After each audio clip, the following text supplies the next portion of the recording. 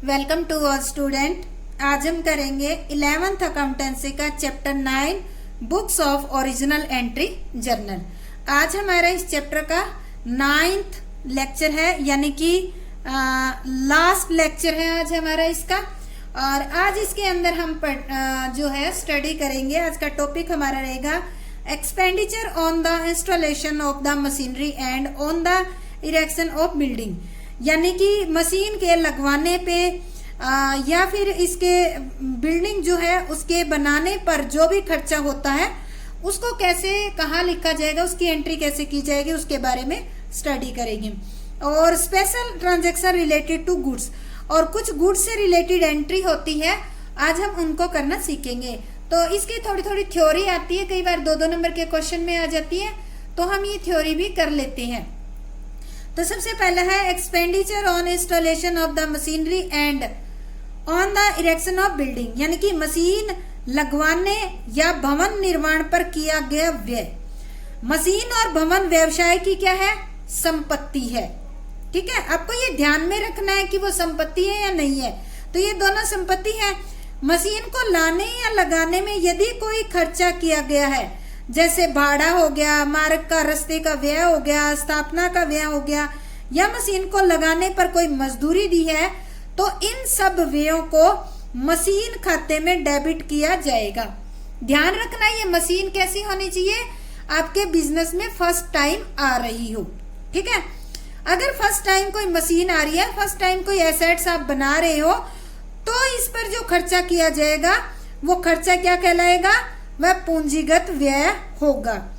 और पूंजीगत व्यय होने के कारण जो भी हमारी एसेट्स होती है उस एसेट्स के अंदर जोड़ देती है। जैसे मशीन का एग्जांपल ले लिया, बिल्डिंग का हम लेते हैं। अगर आप कोई बिल्डिंग बनवा रहे हो, जैसे नई बिल्डिंग बनवा रहे हो, वो लेनी है। ये नहीं है कि अगर आप पुरानी बिल्डिंग के व्हाइट वॉश करवा रहे हो तो वो आपकी एसेट्स नहीं होगी, वो खर्चा होगा, वो पूंजीगत नहीं होगा, वो आयगत होगा। तो इस तरह से पहली बार आपके बिजनेस में कोई एसेट्स आ रही हो, एसेट्स बन रही हो, उस पर जो खर्चा किया जाता है वो क्या कहलाएगा, आपका पूंजीगत व्यय कहलाएगा। पर उसको हम क्या करेंगे, उसी एसेट्स के अंदर जोड़ देंगे। परंतु पुस्तकों में पहले से दिखाई गई संपत्ति पर किया गया व्यय आयगत व्यय होता है। मैंने अभी बताया ना कि ये तो नई संपत्ति पे किया गया खर्चा है, उसी संपत्ति में जोड़ना है। अगर आपकी पुरानी मशीन है, उसको आप रिपेयर करवा रहे हो, तो इस रिपेयर के खर्चे को आपको मशीन में नहीं जोड़ना। ये आपका क्या है, आयगत व्यय है, रिवेन्यू एक्सपेंडिचर। और इसको लाभ हानि खाते के डेबिट साइड में खर्चा मानकर आपको लिख देना है। तो ये था हमारा, अगर कोई नई मशीन लगाते हैं या उस पर कोई खर्चा करते हैं तो। अब देखो, इससे रिलेटेड हम कुछ एग्जाम्पल करेंगे, इसे आपको अच्छी ढंग से समझ। हमारे जो है एंट्री है, bricks for ₹15,000 and timber for 1 lakh purchase for the construction of building for the payment made by cheque. यानी कि आपने क्या किया है, कोई बिल्डिंग बनाने के लिए ब्रिक्स ईंटें खरीदी है 15 लाख की, और टिम्बर यानी कि लकड़ी का सामान खरीदा 10 लाख का, और पेमेंट किस में की आपने, चेक में। तो इससे क्या बनेगी, आपकी बिल्डिंग बनेगी। तो हम एंट्री करेंगे बिल्डिंग अकाउंट डेबिट, और टू बैंक अकाउंट कर देंगे। कितना हो गया, 15 लाख और 10 लाख हो गया आपका टोटल 25 लाख। टोटल 25 लाख से आप एंट्री कर दोगे, क्योंकि दोनों खर्चे इंक्लूड करेंगे ना इसमें। दोनों ही क्या कर रहे हैं, हम बिल्डिंग बनाने के लिए कर रहे हैं। तो हम ये लिखेंगे goods purchase for construction of building. आपने क्या किया है, बिल्डिंग बनाने के लिए, और पेड यानी कि पेड बाय चेक, और आपने पेमेंट किससे की है, चेक से की है। तो इस तरह से हम बिल्डिंग बनाने के लिए ये कर दिया। आगे कह रहा है paid for 2500 for repairing the office furniture. Office में पड़ा फर्नीचर है, उसकी रिपेयरिंग करवाई है। तो ये फर्नीचर नया तो नहीं है, पुराना ही है। तो पुराने फर्नीचर पे जो खर्चा किया जाएगा वो आपका रिवेन्यू नेचर का होगा और इसको खर्चा मानकर हम क्या करेंगे, debit. Repair account debit to हम क्या करेंगे, हमने कैश में पेमेंट की है तो एंट्री करेंगे टू कैश काउंट। कितने रुपए हैं, 2500 रुपए। नरेशन में लिखेंगे payment for repair in cash, नगद में किया है। इसके बाद अगला कह रहे हैं purchase a machinery by giving a cheque. कह रहा है परचेज करिए एक मशीनरी और क्या दिया उसके बदले में, चेक 3 लाख का। And paid cash ₹25,000 as wages in its instalment. यानी कि आपने एक मशीनरी परचेज की है 3 लाख की और चेक से पेमेंट की है। दूसरा आपने खर्चा हुआ उसके मशीनरी को लगाने पे, नई मशीनरी ला रहे हैं तो 25,000 रुपए खर्चा हुआ है, उसके इंस्टॉलेशन पे आपने वेजेस के तौर पे दिया है। तो ये नई मशीनरी है तो ये 25,000 किस में इंक्लूड हो जाएंगे, मशीनरी में। तो एंट्री करेंगे मशीनरी अकाउंट डेबिट टू, कितने की होगी मशीनरी, टोटल 3,25,000 रुपए की। टू बैंक अकाउंट, चेक किसका दिया है आपने, 3 लाख का, ठीक है। और टू कैश अकाउंट, कैश कितना दिया आपने, 25,000। इस तरह से हम एंट्री कर देंगे और लिखेंगे machinery purchase and paid by cheque and wages paid in cash. यानी कि मजदूरी नगद में ही दी है और बाकी हमने क्या किया है, उसको चेक दिया है। तो देखो नई मशीनरी, नई एसेट्स जब भी कोई बनती है तो उस पर जितना भी जो प्रोडक्शन स्टार्ट करती है वहां तक उसका जितना खर्चा होता है वो उसी एसेट्स के अंदर जोड़ देते हैं। इसके बाद हमारे पास है कुछ स्पेशल एंट्रीज। स्पेशल एंट्री किससे रिलेटेड है, ये है आपकी गुड्स से related. Special transaction related to goods, यानी कि गुड्स से रिलेटेड, माल से संबंधित कुछ विशेष लेन देन। इनको ध्यान से कर लेना, ये आगे हर एक क्वेश्चन के अंदर आएगी, चैप्टर में भी आएगी। ड्राइंग इन गुड्स, ड्राइंग आपने कैश में ड्राइंग करना। ड्राइंग होती क्या है, कई बार व्यापारी अपने निजी प्रयोग के लिए व्यापार से माल ले लेता है। देखो आपने यूं तो सुना है कि अभी तक ये पढ़ा था कि जब कोई व्यापारी व्यापार में से या ऑफिस में से नगद रुपए निकाल कर अपने घर यूज कर लेता है तो उसको ड्राइंग कहते हैं। सेम उसी तरह से अगर मान लेते हैं कपड़े का व्यापारी है, वो कपड़ा व्यापार में से निकाल कर घर यूज कर लेगा तो उसको भी ड्राइंग ही कहा जाएगा। तो इससे क्या होगा, जो माल आपका पड़ा था उस माल से आपको कोई बेनिफिट नहीं मिलेगा, इसलिए ड्राइंग क्या होगी आपके लिए, खर्चा, लॉस होगी। ड्राइंग अकाउंट डेबिट टू हम क्या करेंगे, परचेज अकाउंट, जितने भी रुपए की होगी उतने की हम कर देंगे। तो यहां पर क्या हुआ, जितने की ड्राइंग हुई है उतने की हमने क्या कर दी है, यहां पर परचेज क्यों किया है, goods taken for personal use, ये इसकी नरेशन लिख देंगे, पर्सनल यूज।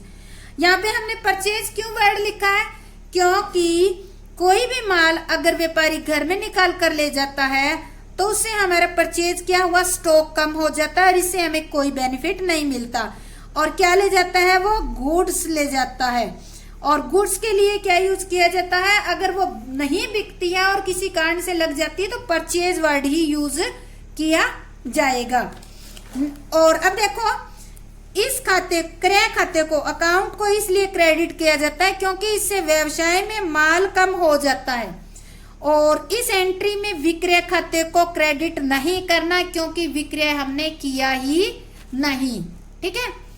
इसके बाद नेक्स्ट आती है गुड्स अवे एज चैरिटी, यानी कि दान में दिया गया। कई बार क्या होता है, बिजनेस कर रहे हो आप, कपड़े के व्यापारी है, तो किसी संस्था को कपड़ा दान कर देते हो, तो क्या आपको उसका बेनिफिट मिलता है? कुछ पैसे मिलते हैं? कुछ नहीं मिलते। तो इसकी थ्योरी पढ़ेंगे। इसमें दान खाते को, चैरिटी अकाउंट को डेबिट किया जाएगा, क्योंकि ये व्यय है, आपको कुछ भी नहीं मिलता इसके बदले में। और परचेज अकाउंट को क्रेडिट किया जाएगा, क्योंकि माल लागत मूल्य पर व्यवसाय से बाहर चला जाता है और आपको कुछ भी नहीं मिलता। तो इसकी एंट्री हम कैसे करेंगे? चैरिटी में दिया है ना आपने ये, तो हम एंट्री करेंगे charity account debit to purchase account. ठीक है, जितनी भी है। नीचे नरेशन लिखेंगे goods given away as charity, यानी कि माल दान में दिया। तो ये हमारा पॉइंट हो गया। दान में देते हैं उससे भी हमारा माल कम हो जाता है, कोई बेनिफिट नहीं होता। चैरिटी हमारा खर्चा होती है, इसलिए इसको डेबिट करते हैं। और जो माल होता है उसका हमें कोई बेनिफिट नहीं मिलता, और देखो इससे हमारा स्टॉक कम हो जाता है, इसलिए हम परचेज जो है इसको क्रेडिट करते हैं। नेक्स्ट आता है थर्ड, नमूनों के रूप में माल का मुफ्त वितरण, यानी कि goods distribution as free sample. ये कब करते हैं? कई बार क्या होती है, बिक्री बढ़ाने के उद्देश्य से माल को विज्ञापन के रूप में निःशुल्क बांटा जाता है। आपने देखा होगा कई बार आप जैसे शैम्पू लेते हैं तो उसके साथ एक साबुन जो है अटैच होके साथ में आती है, तो वो फ्री सैंपल ही होता है। क्या आप उसकी पेमेंट करके आते हैं? नहीं करके आते। तो इस तरह से अपनी बिक्री को बढ़ाने के लिए एज ए फ्री सैंपल जो माल बांटा जाता है एडवर्टाइजिंग के तौर पर, उससे आपको कोई बेनिफिट नहीं मिलता, वो फ्री में ही बांटा जाता है। इस कारण से ये आपके लिए लॉस है। और किसके लिए बांटा जा रहा है? ये एज ए एडवर्टाइजमेंट। तो हम क्या करेंगे अब? एडवर्टाइजमेंट एक्सपेंसेस, यानी कि व्यय खाते को हम क्या करेंगे? डेबिट। और क्योंकि यह व्यवसाय के लिए खर्चा है, इससे कोई भी 1 रुपए का फायदा भी आपको नहीं हो रहा है। यानी कि फायदे का मतलब एडवर्टाइजमेंट से तो फायदा होता है, पर इस एडवर्टाइजमेंट के लिए आपने जो माल दिया है उसके बदले आपको कुछ नहीं मिल रहा है। और परचेज अकाउंट को क्रेडिट किया जाता है, क्योंकि इससे माल आपका कम हो जाता है। तो अब एंट्री देखो हम कैसे करेंगे। जो हमारा एडवर्टाइजमेंट एक्सपेंसेस है, ये क्या होता है? आपके लिए खर्चा होता है, तो इसलिए हम एंट्री करेंगे एडवर्टाइजमेंट एक्सपेंसेस अकाउंट डेबिट और टू परचेज। ठीक है, तो इसको हम लिखेंगे, नरेशन लिखेंगे goods distributed as free sample, क्योंकि एडवर्टाइजमेंट आप क्या करते हो? फ्री सैंपल के तौर पे ही आप बांट कर करते हो ना, तो इसलिए इससे हमारा माल कम हो जाता है। ध्यान रखना, एडवर्टाइजमेंट में केवल परचेज ही आएगा, गुड्स की ही आप एडवर्टाइजमेंट करते हो, कभी भी कैश की एडवर्टाइजमेंट नहीं करते। पर चैरिटी में ऐसा हो सकता है, आपने गुड्स भी दान कर सकते हो और कैश दिया है तो यहाँ टू कैश और लगा दोगे, क्योंकि दान तो नकदी का भी किया जा सकता है और उसका भी किया जा सकता है। इसके बाद आता है वेरी वेरी इंपॉर्टेंट पॉइंट आपके लिए, इसको मैं वेरी वेरी इंपॉर्टेंट पॉइंट कहूंगी। ये 3 एंट्री एक साथ आती है, इनको समझना जरूरी है। फर्स्ट है यानी कि हमारा पॉइंट है माल का चोरी हो जाना या अग्नि से नष्ट हो जाना, loss by goods, loss by theft और loss of goods by theft और लॉस बाय फायर, यानी कि माल का चोरी हो जाना और माल का अग्नि से नष्ट। दोनों ही कंडीशन में क्या होता है? आपका माल खत्म हो जाता है और आपको कुछ भी फायदा नहीं मिलता। अगर इस तरह से आपका माल चोरी हो जाता है या नष्ट हो जाता है, तो जितना आपका माल टोटल चोरी हुआ है उसकी हम एंट्री क्या करेंगे? दोनों ही कंडीशन साथ में लेके चलते हैं, तो हम एंट्री करेंगे लॉस बाय थेफ्ट, ठीक है, account debit, loss by fire account debit, और टू क्या हो जाता है? परचेज। ठीक है, और इस कंडीशन में तो आपका रुपया भी चोरी हो सकता है और अग्नि से जल सकता है। अगर कैश हो गया तो यहाँ 2 कैश और लिख दोगे, ठीक है। तो इसकी हम नरेशन लिखेंगे, यहां लिखेंगे goods lost by fire and theft, ठीक है, चोरी से माल का नुकसान हो गया। ये पहली एंट्री, यानी कि जब आपका माल अग्नि से या उससे चोरी से गायब हो जाता है तो क्या होता है, आपको नुकसान होता है, इसलिए हमने दोनों को डेबिट किया है। ये हर एक क्वेश्चन में जरूरी नहीं है कि दोनों ही आए, क्योंकि जरूरी नहीं है कि चोरी भी साथ में हो और उसी टाइम आग लगे, कोई एक कंडीशन हो सकती है, ध्यान रखना। अब देखो, आप बिजनेस करते हो तो क्या आपने गोदाम में माल रखा, उसका बीमा करवाओगे नहीं करवाओगे? क्योंकि बीमा करवाते हैं और इसी डर से बचने के लिए हम बीमा करवाते हैं। मान लेते हैं आपने माल का बीमा करवा रखा है, तो क्या करोगे? अगर आपने माल का बीमा करवा रखा है तो आप कंपनी को नोटिफिकेशन भेजोगे, ठीक है। नोटिफिकेशन किस चीज का भेजोगे? कि हमारा जो माल है वो या तो जलकर या चोरी से नष्ट हो गया है और उसका हमें क्लेम दिया जाए। तो आप एंट्री करोगे इंश्योरेंस कंपनी, या फिर आप नाम लिखोगे इंश्योरेंस क्लेम अकाउंट डेबिट। और 2 किस रीजन से हुआ है? 2 लॉस बाय थेफ्ट या फिर लॉस बाय फायर। ये मैंने ऑब्लिक में क्यों लिखा है? क्योंकि दोनों कंडीशन एक साथ नहीं होती, ठीक है। और यहां लिखेंगे insurance claim lost with the insurance company. आपने क्या किया? आपने माल का बीमा करवा रखा था, आपने कंपनी को क्लेम के बारे में सूचना दी है। लेटर किसके पास गया? कंपनी के पास। आप किस कारण से गया? लॉस बाय फायर या लॉस बाय थेफ्ट की वजह से। तो कंपनी क्या करेगी? आपका जितना भी माल नष्ट हुआ है, कंपनी उसका सारा क्लेम भी आपको दे सकती है और कंपनी कुछ अमाउंट भी क्लेम दे सकती है। अगर कंपनी यदि नुकसान की पूर्ण राशि कंपनी आपको दे देती है या आपको पूर्ण राशि प्राप्त होती है तो एंट्री करेंगे बैंक अकाउंट डेबिट टू। किससे मिलेगी ये राशि आपको? इंश्योरेंस कंपनी से मिलेगी, टू इंश्योरेंस कंपनी, ठीक है। यहां लिखेंगे insurance claim received. Insurance claim received हुआ है। तो इस तरह से अगर पूरा अमाउंट मिल जाता है तो हम एंट्री करेंगे बैंक अकाउंट। अगर पूरा अमाउंट मिल जाता है तो हम एंट्री करेंगे bank account debit to insurance company, क्योंकि कंपनी कैश तो देगी नहीं, हमारे अकाउंट में डालेगी, तो इसलिए बैंक अकाउंट को डेबिट किया जाएगा। इसके बाद कंडीशन ये भी हो सकती है कि जरूरी नहीं है कि कंपनी आपको पूरा अमाउंट दे, कंपनी आपको कुछ हिस्सा यानी कि कुछ अमाउंट आपको दे सकती है, पूरा नहीं देती। अगर ऐसी कंडीशन होती है, यदि नुकसान की पूर्ण राशि कंपनी से प्राप्त नहीं होती, मान लेते हैं यहां पर 10,000 का माल क्या हुआ था? फायर से लॉस्ट हुआ था, ठीक है, अग्नि से। कंपनी ने क्लेम कितना दिया? क्लेम दिया कंपनी ने, क्लेम रिसीव्ड 6,000 रुपए दिए, तो 4,000 रुपए क्या होगी?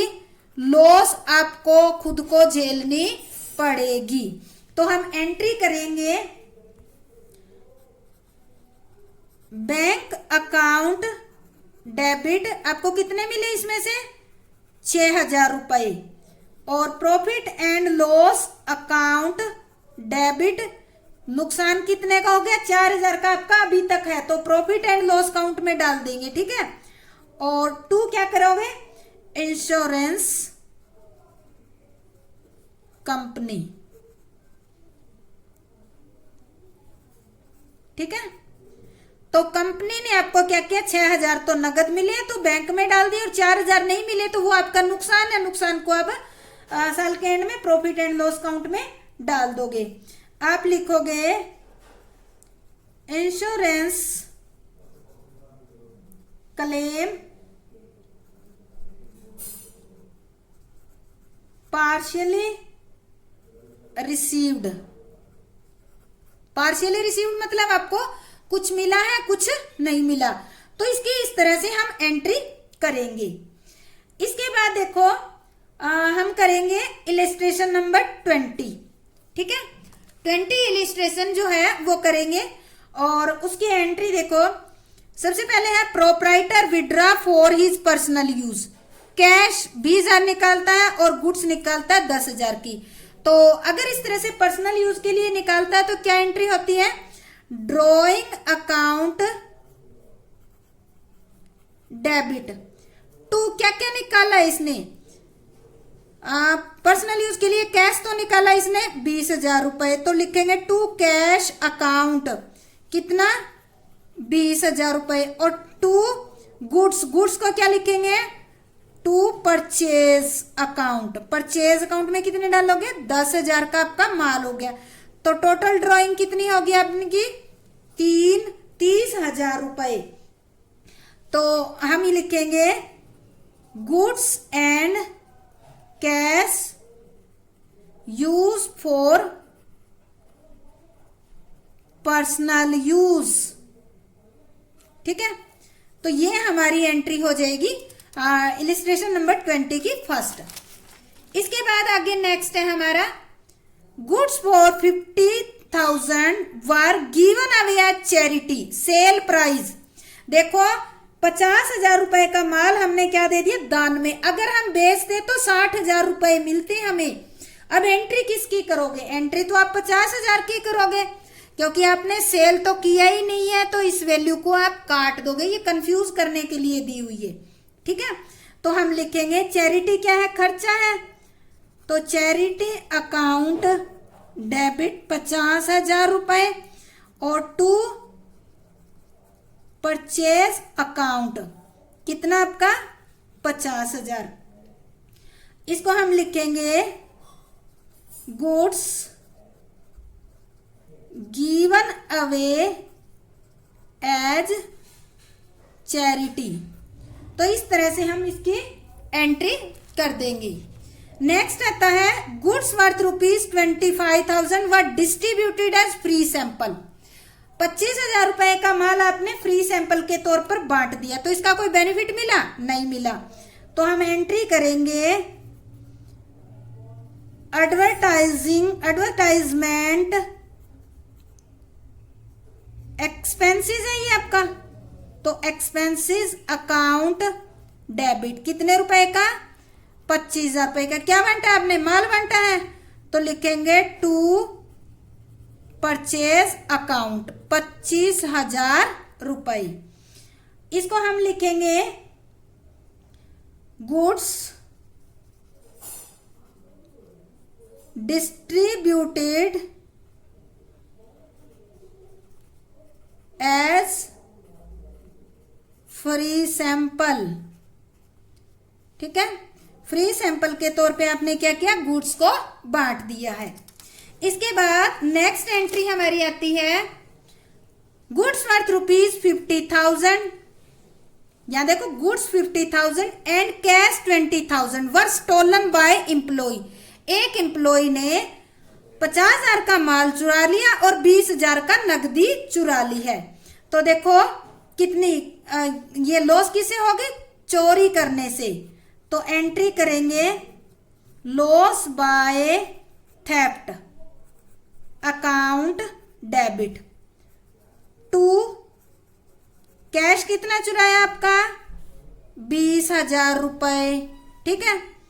और टू परचेज माल कितना चुराया, टू परचेज अकाउंट 50,000 का। टोटल कितनी लॉस होगी आपकी चोरी से? 70,000 की। तो अब हम लिखेंगे इसमें नरेशन में goods and cash stolen by, किसने चुराया है?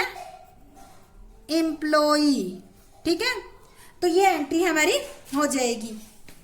नेक्स्ट हमारा आता है, अगला जो पॉइंट है वो है goods worth rupees, goods worth rupees 1 lakh were destroyed by free insurance fire insurance company admitted and paid claim for 60% amounted. देखो ये कह रहा है कि 1 लाख रुपए का माल अग्नि से जल गया। ठीक है, insurance company admitted, insurance company ने स्वीकार कर लिया और 60% क्या दे दिया? अमाउंट कंपनी को पे कर दिया। तो देखो 60% पे कर दिया तो टोटल लॉस कितनी होगी? टोटल लॉस आपकी होगी 1 लाख रुपए। ठीक है,